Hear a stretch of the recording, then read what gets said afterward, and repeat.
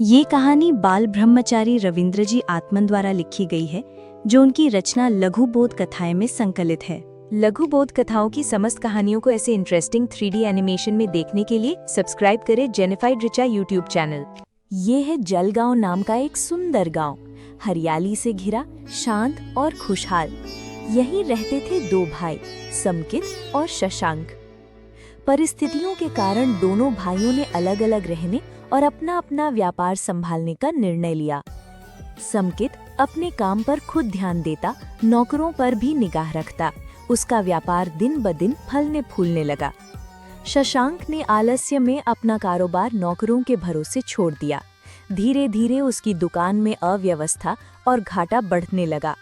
बड़े भाई ने बीच में अनेक बार समझाया, पर भवितव्यता अनुसार बुद्धि हो जाती है, अतः उसकी समझ में नहीं आया। आखिरकार उसकी हालत इतनी बिगड़ी कि दुकान बेचने की नौबत आ गई। शशांक निराश और असहाय हो गया। ये खबर सुनकर समकित ने छोटे भाई को बुलाया, प्रेम से समझाया, उसका कर्ज चुकाया और उसे अपने साथ काम करने के लिए प्रेरित किया।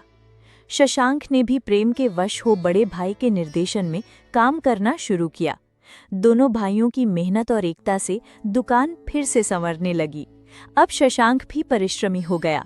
वह ग्राहकों को खुशी से संभालने लगा, व्यापार फिर से बढ़ने लगा। समकित ने उदारता दिखाते हुए शशांक का हिस्सा फिर उसी को लौटा दिया।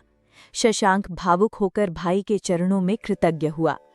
बड़े भाई ने स्वावलंबन और उदारता का पाठ पढ़ाते हुए स्वाध्याय की प्रेरणा की। प्रेरणा पाकर शशांक ने स्वाध्याय शुरू किया। धीरे धीरे उसने पुण्य, पाप और धर्म का स्वरूप समझा। उसकी आंखें खुल गईं। अंततः दोनों भाई प्रेम और सहयोग से समृद्ध हुए। स्वाध्याय के प्रभाव से शशांक के जीवन में खुशियां लौट आईं। सचमुच आलस्य पतन का कारण है, परिश्रम उन्नति का साधन है। वात्सल्य और उदारता से ही भूले व्यक्ति को सही मार्ग पर लाया जा सकता है और स्वाध्याय से ही स्थायी सुख, समृद्धि और आत्मज्ञान प्राप्त होता है।